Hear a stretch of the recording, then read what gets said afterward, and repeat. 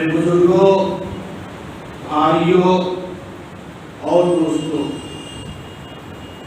ہمارے ہندوستان، پاکستان یا بر صغیر ہند و پاک میں عام طور پر ذی الحجہ کے پہلے عشرے کو خصوصی طور پر قربانی کے لیے جانا جاتا ہے۔ تو یہ چیز قربانی کے لیے جانا ایک الگ چیز ہے، اور ایک سب سے اہم طور پر قربانی کے لیے ہی جانا یہ دوسری چیز ہے۔ جس طرح ہم اور آپ رمضان کے مہینے میں روزہ رکھتے ہیں، تراویح اور تلاوت کرتے ہیں، اور وہ اصل ہے، اور پھر عید اس کا آخری حصہ اور ضمنی جز ہے، اسی طرح سے ذی الحجہ کے پہلے عشرے میں اصل عمل قربانی نہیں ہے۔ ذی الحجہ کے پہلے عشرے میں اصل عبادت یا سب سے بڑی عبادت قربانی نہیں ہے۔ قربانی یہاں بھی آخری جز ہے۔ اگر یہ قربانی حضرت آدم علیہ السلام سے لے کر نبی اکرم صلی اللہ علیہ وسلم تک تمام لوگوں کا طریقہ رہا، لہذا ہم اور آپ سورہ مائدہ کی آیت نمبر 27 میں پڑھتے ہیں کہ حضرت آدم علیہ السلام کے دو بچوں نے سب سے پہلے قربانی پیش کی، اذ قربا قربانا، کہ جب ان دونوں بھائیوں نے قربانی پیش کی تو قربانی کی ابتدا حضرت آدم علیہ السلام کے ان دو بچوں سے شروع ہوئی، اور پھر یہ قربانی تمام انبیاء کے زمانے میں رہی، جیسا کہ سورہ انعام کی آیت نمبر 34 میں ہے، وَلِكُلِّ أُمَّةٍ جَعَلْنَا مَنسَكًا لِيَذْكُرُوا اسْمَ اللَّهِ عَلَىٰ مَا رَزَقَهُم مِّن بَهِيمَةِ الْأَنْعَامِ، کہ اللہ تعالیٰ نے ہر امت کو قربانی کا ایک طریقہ دیا تاکہ اللہ تعالیٰ انہیں جو جانور عطا فرمائیں وہ اس پر اللہ کا نام لے کر قربانی کی نیت سے اسے ذبح کرے۔ تو اس آیت کے اندر بھی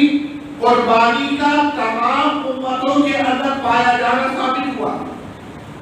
پھر دوسری چیز اللہ تعالیٰ نے بیان فرما دیا کہ یہ قربانی ضروری ہے، لیکن قربانی میں اصل حیثیت قربانی کے جانور کی، اس کی قیمت کی، اس جانور کے اوپر کسی خاص کلمے کے لکھنے کی نہیں ہے، بلکہ بندہ کس نیت سے،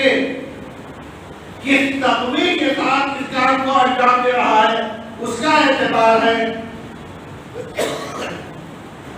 لہذا سورہ حج کی آیت نمبر 37 میں اللہ تعالیٰ نے ارشاد فرمایا، لَن يَنَالَ اللَّهَ لُحُومُهَا وَلَا دِمَاؤُهَا وَلَٰكِن يَنَالُهُ التَّقْوَىٰ مِنكُمْ، اللہ تعالیٰ کو جانوروں کا گوشت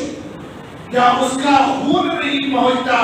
بلکہ جانور کو کس نیت سے ذبح کیا جا رہا ہے اس کے پیچھے دل کے اندر جو تقویٰ ہے اس کا اعتبار کیا جائے گا۔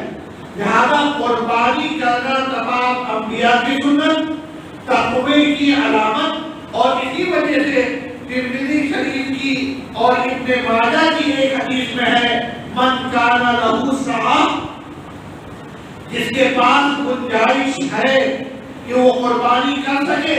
فلم یذبح بھی، اور اس کے باوجود قربانی نہیں کرتا ہے، فلا یقربن مصلانا، تو پھر اسے ہماری عیدگاہوں میں نہیں آنا چاہیے۔ یعنی قربانی کی استطاعت ہے اور لوگوں کے ذہنوں میں آئے کہ ہم جانور قربان کر کے اس کا گوشت خود کھائیں یا لوگوں میں تقسیم کریں، اس سے بہتر ہے کہ ضرورت مندوں کو یہ رقم دے دیں۔ تو یہ حدیث صاف ہے کہ یہاں پر دونوں چیزیں مطلوب ہیں، قربانی کے طور پر جانور کا کرنا اور اس کے ساتھ دل کا وہ تقویٰ کہ اللہ نے حکم دیا اس وجہ سے میں یہ کام کر رہا ہوں. اور جب یہ دونوں چیزیں پائی جائیں گی تو اللہ کے نزدیک قابل قبول ہوگی. اگر صرف قربانی اس نیت سے کر رہے ہیں کہ لوگ کہیں وہ کئی جانور کرتے ہیں، وہ سب سے مہنگا جانور کرتے ہیں، وہ خود سالوں سال پال کر اپنے پاس رکھ کر قربانی کرتے ہیں، اگر صرف یہ نیت ہے اللہ کی رضا مقصد نہیں تو اس میں بھی ثواب ادھورا ہوگا. یا اسی طرح اگر وہ جانور قربانی نہیں کرتے بلکہ اس کی رقم چاہے بڑھا کر ہی کسی کی مدد کریں تو بھی انہیں قربانی کا پورا ثواب نہیں مل پائے گا. اس لیے کہ نبی اکرم صلی اللہ علیہ وسلم نے اس ثواب کے لیے دل کی نیت کا بھی تذکرہ کیا اور ساتھ میں اس عمل جانور کے قربان کرنے کا بھی تذکرہ کیا. لہذا قربانی کرنا ضروری ہوگا. اب قربانی کی کچھ سنتیں ہیں. قربانی کے دن آنے سے پہلے، عیدگاہ آنے سے پہلے کچھ نہ کھانا سنت ہے. عید الفطر کے اندر کچھ کھا کر عیدگاہ جانا سنت تھا، لیکن بقرعید کے اندر کچھ نہ کھانا، بغیر کھائے عیدگاہ جانا اور نماز پڑھ کر آ کر، اور بہتر یہ ہے کہ آنے کے بعد قربانی کا جانور ذبح کرنے کے بعد کھانا، یہ بہتر ہے. لیکن اگر آج کل کے زمانے میں قربانی کرنے میں بہت تاخیر ہو جاتی ہے، خاص طور پر اگر زبان اور ظہر کے بعد ہوتی ہے تو پھر اس سے پہلے کھانے میں حرج نہیں. لہذا قربانی کی ایک سنت، قربانی کی نماز کے لیے، عید قربان کے لیے جب ہم آئیں تو بغیر کچھ کھائے آئیں. اور دوسری سنت، کوئی بھی شخص اس وقت تک قربانی نہ کرے جب تک وہ عید قربان کی نماز نہ پڑھ لے. لہذا حدیث میں، بخاری شریف میں ہے، من ذبح قبل الصلاۃ فإنما ذبح لنفسہ، جس نے عید قربان کی نماز سے پہلے جانور ذبح کر دیا تو گویا وہ اپنے نجی فائدے گوشت کے لیے قربانی کر رہا ہے. ومن ذبح بعد الصلاۃ، اور جو نماز عید پڑھنے کے بعد قربانی کرتا ہے، فقد تم نسکہ، تو اس کی قربانی پوری ہوئی. وَأَصَابَ سُنَّةَ الْمُسْلِمِينَ، اور اس نے مسلمانوں کے طریقے کو ادا کیا. اور ایک دوسری حدیث میں یہاں تک ہے کہ اگر کوئی شخص نماز سے پہلے قربانی کر لیتا ہے اور نماز بعد میں پڑھتا ہے تو اسے چاہیے کہ نماز کے بعد اب دوبارہ قربانی کرے، یعنی نماز سے پہلے کی گئی قربانی کو اللہ تعالیٰ کے نزدیک قبول نہیں کیا جاتا. اسی طرح قربانی کے لیے جن جانوروں کی قربانی مطلوب ہے اس میں جانوروں کا عیب سے پاک ہونا، اور اس سلسلے میں حدیث میں ہے البعۃ لا یجوز فی الاضاحی، 5 طرح کے جانوروں کی قربانی قبول نہیں کی جاتی. نمبر 1، العوراء البین عورها، وہ جانور جو آنکھ سے دیکھ نہیں پاتا اور صاف پتہ چل رہا ہے کہ یہ کانا ہے، دیکھ نہیں پا رہا ہے. دوسرا، الارجاء البین عرجها، وہ لنگڑا جانور جس کا لنگڑاپن صاف اور واضح طور پر سمجھ میں آ رہا ہے. نمبر 3، المریضۃ البین مرضها، وہ بیمار جانور جس کی بیماری صاف واضح ہو رہی ہے، بغیر باریک نظر کے اس کی بیماری سمجھ میں آ رہی ہے. اور چوتھا، الاجفاء التي لا تنقی، وہ جانور جو بہت لاغر اور بہت کمزور صاف طور پر سمجھ میں آ رہا ہے تو اس کی قربانی بہتر نہیں ہے. قربانی میں بکرا یا بکری یعنی جن جانوروں کی قربانی کی جاتی ہے اس کے نر اور مادہ دونوں کی قربانی جائز ہے. یہ سمجھنا کہ صرف بکرے کی قربانی جائز ہے، صرف نر کی قربانی جائز ہے، مادہ کی نہیں، یہ غلط ہے. ایک اور چیز جو حضرت عطا بن یاسر رضی اللہ تعالیٰ عنہ نے حضرت ابو ایوب انصاری رضی اللہ تعالیٰ عنہ سے سوال کیا کہ اے ابو ایوب انصاری، نبی اکرم صلی اللہ علیہ وسلم کے زمانے میں صحابہ کرام اپنے گھروں میں کیسے قربانی کیا کرتے تھے؟ تو حضرت ابو ایوب انصاری رضی اللہ تعالیٰ عنہ نے کہا کان الرجل یضحی بالشاۃ عنہ وعن اہل بیتہ، ایک آدمی نبی اکرم صلی اللہ علیہ وسلم کے زمانے میں ایک بکری کی قربانی کرتا تھا، اور اسی ایک بکری میں اپنی طرف سے بھی اور اپنے بچوں بیوی جو اس کے ساتھ رہتے ہیں جن کے خرچے کا وہ ذمہ دار ہے ان کی طرف سے بھی اسی میں نیت کر لیا جاتے تھے۔ یعنی ایک گھر میں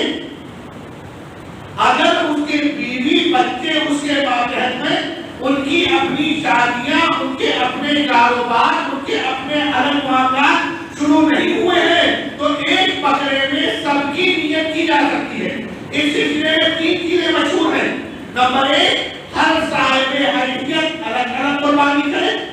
نمبر 2، ایک مشترکہ خاندان میں اگر کئی افراد، کئی فیملیاں رہتی ہیں تب بھی ایک ہی بکرا کرے۔ اور نمبر 3، ایک آدمی اپنے ماتحت بیوی بچوں کی طرف سے قربانی کر لے ایک ہی جانور میں، تو میں ذاتی طور پر ایک آدمی اگر اس کے بیوی بچے اور کبھی کبھی اس کے ماں باپ یا بھائی بہن بھی اس کے ماتحت رہتے ہیں، تو اس ایک جانور کی قربانی میں ان سب کی نیت کی جا سکتی ہے، کیونکہ اس سلسلے میں صاف حدیثیں ہیں، ترمذی میں بھی، ابن ماجہ میں بھی، اور حدیث میں آتا ہے کہ نبی اکرم صلی اللہ علیہ وسلم ایک جانور کی قربانی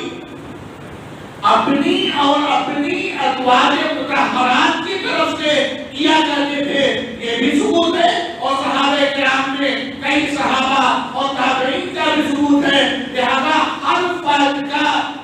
الگ سے قربانی کرنا یہ ضرورت سے زیادہ،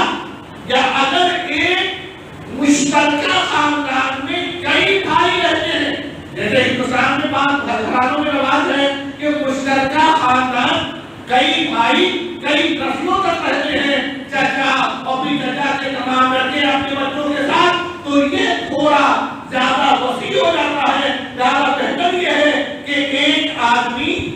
اپنے ماتحت جس کا شریعت کی طرف سے وہ پابند کیا گیا ہے، اس کے بیوی،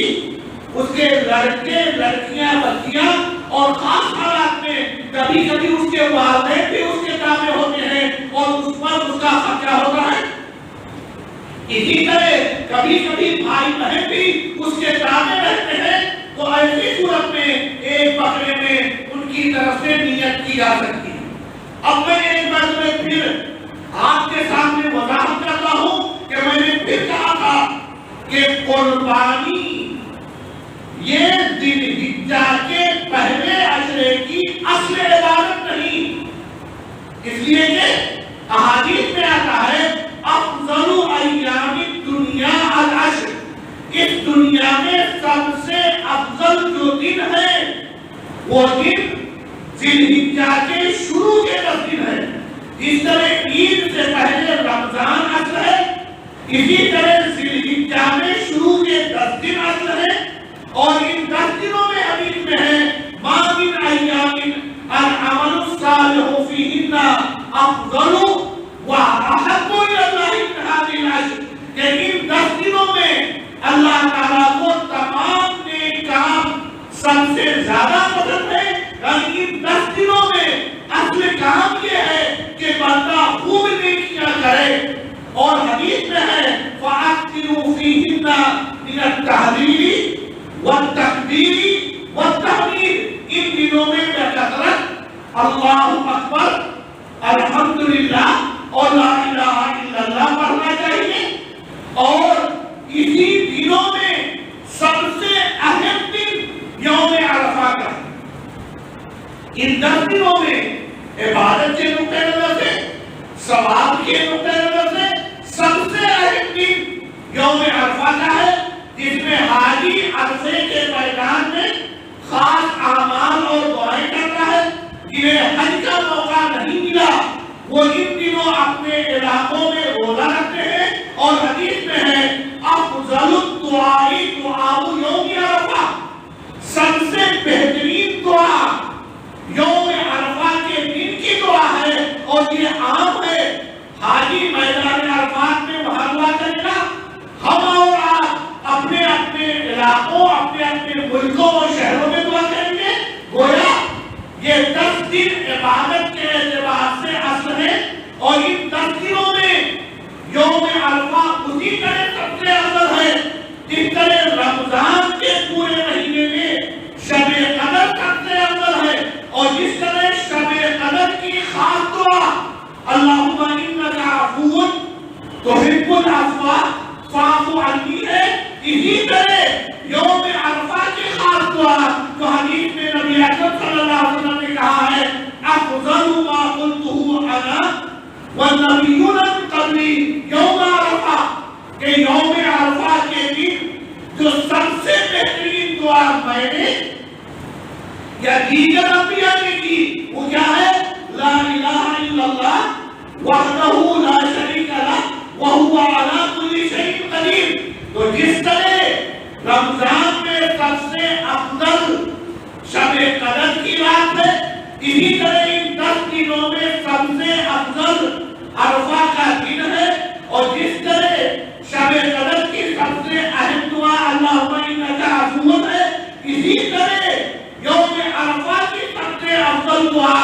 لا الہ الا اللہ وحدہ لا شریک لہ وہو علی کل شیء قدیر ہے۔ لہذا یہ بقرعید ان عبادات کی اصل نہیں بلکہ ان عبادات کے سلسلے کی آخری کڑی ہے۔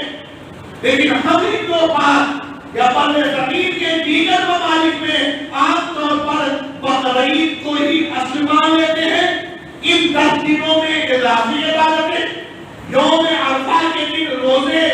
دعاؤں اور دوسری چیزوں کا اہتمام، یعنی اسی طرح سے یوم عرفہ کے دن فجر کی نماز سے ایام تشریق یعنی 13 تاریخ کی اثر کی نماز کے بعد، ہر نماز کے بعد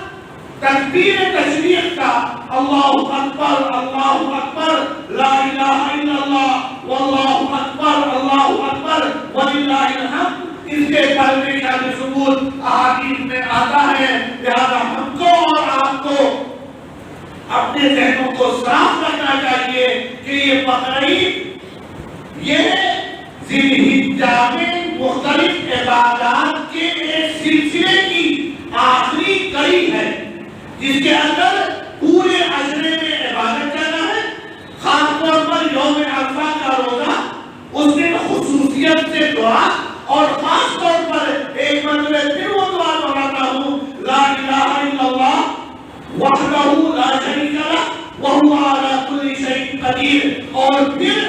10 تاریخ سے ایام تشریق تک قربانی کا عمل ہوتا ہے۔ اللہ تبارک و تعالیٰ نے اسے جو حضرت ابراہیم اور اسماعیل علیہ السلام کی یادگار ہے، اور پھر نبی اکرم صلی اللہ علیہ وسلم کی سنت، اور اس کا اصل پیغام یہ ہے کہ ہم اور آپ یہ عہد کریں کہ ہم اللہ کے لیے بڑی سی بڑی قربانی دینے کو تیار ہیں، جس طرح حضرت ابراہیم اور اسماعیل علیہ السلام نے جان کی قربانی پیش کرنے کے لیے اللہ کو لبیک کہا تھا۔ آج ہم سے جان کی قربانی کا مطالبہ تو نہیں، لیکن ہاں اگر کبھی اس دین کے لیے، اللہ کے لیے، اس کے رسول کے لیے قربانی کی ضرورت پیش آئی تو یہ عید الاضحیٰ، عید قربان کے اندر جانوروں کی قربانی ہمیں یہ پیغام دیتی ہے کہ ہم ہر وقت بڑی سے بڑی قربانی پیش کرنے کے لیے تیار رہیں گے۔ قربانی کے لیے مختلف دعائیں ہیں، چھوٹی اور بڑی، لیکن نبی اکرم صلی اللہ علیہ وسلم سے ایک بہت مختصر دعا ثابت ہے، اور وہ ہے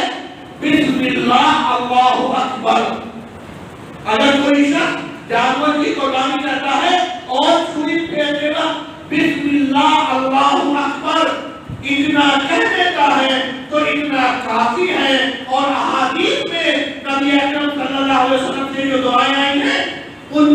دعا ثابت ہے، کسی شبہ کی گنجائش نہیں، لہذا لمبی چوڑی دعائیں جن میں بات ثابت اور بات ثابت بھی نہیں ہے اس کے لیے پریشان نہ ہو۔ آپ بسم اللہ اللہ اکبر کہہ کر جس کی طرف سے قربانی کرنی ہے آپ اس کی نیت کر لیں، اور اگر زبان میں کہہ دیں کہ ھذا عن فلاں اللہم تقبل منی تو یہ بہتر ہے۔ اللہ تعالیٰ ہم کو اور آپ کو سنت کے مطابق ان 10 دنوں کی قدر کریں،